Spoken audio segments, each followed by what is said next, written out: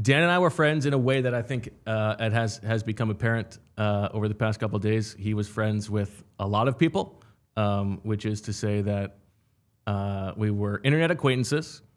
I have like an possibly apocryphal memory of one of our first interactions being about a typo on a Philadelphia street sign. I think 11th Certeet was what it was.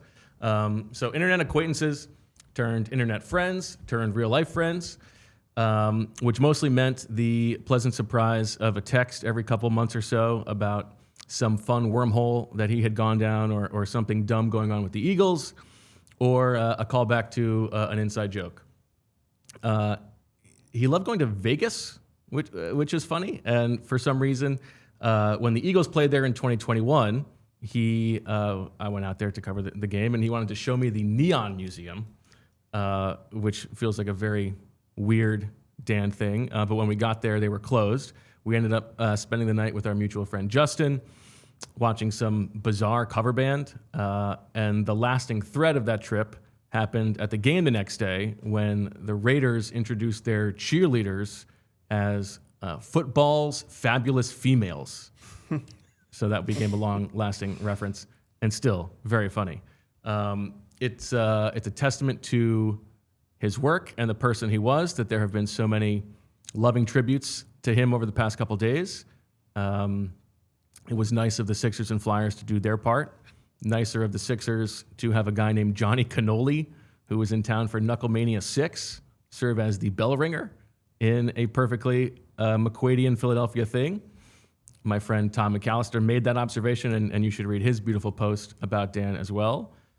I thought Philly Mag did a great job of covering the breadth and depth of Dan's tangible impact on the city and the greater culture.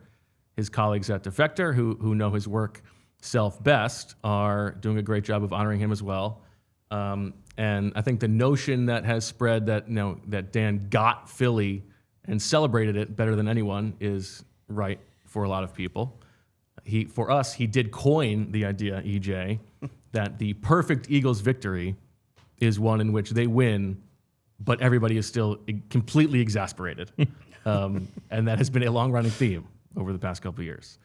Like a lot of you, I have done sort of the digital age thing and gone back through old text messages and posts of his that have made me laugh. There's a very funny moment that he posted a video of from the 2020 draft when the Eagles draft Jalen Hurts, and Adam Schefter goes on and explains that part of the reason the Eagles drafted a backup quarterback is that a lot of teams in the NFL are worried about what's going to happen when their quarterback gets COVID. So that's what we have to thank for Jalen Hurts. I cackled when I read this one. This is maybe my favorite. Dan says, "Just sit right back and you'll hear a tale. 1 year and 2 days ago, Mike Florio wrote the greatest nonsensical lead of all time." This is the Mike Florio lead. "For men of a certain age, the name Clayton Thorson may spark memories of Thurston Howell. But the two men could be no different, especially since the latter is fictional and the former is real." Which I love.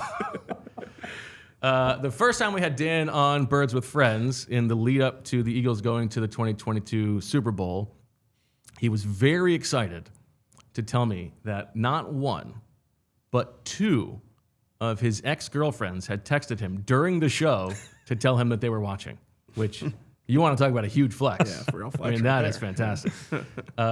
He was very nice about sending encouraging messages about the show over the years, which meant a lot from someone of his discerning taste.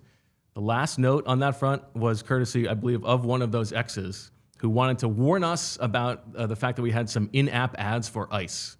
So thank you. We needed that, and I think those are gone now.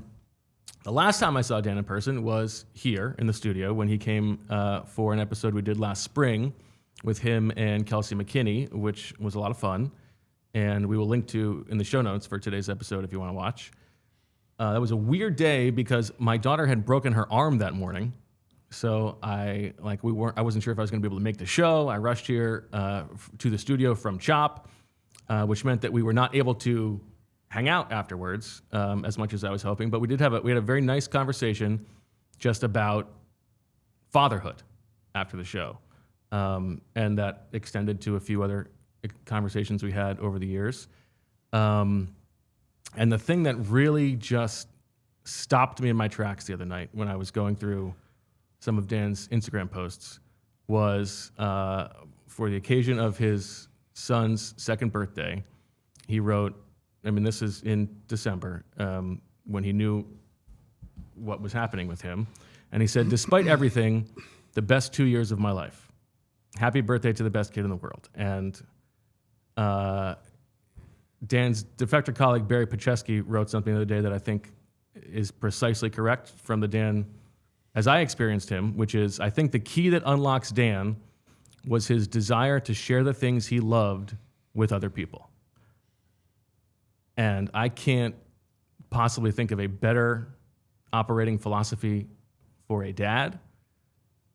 So I don't know exactly how to land the plane here, other than to just say that I am very sad, and I think we are all thinking a lot about the people closest to Dan, especially his family.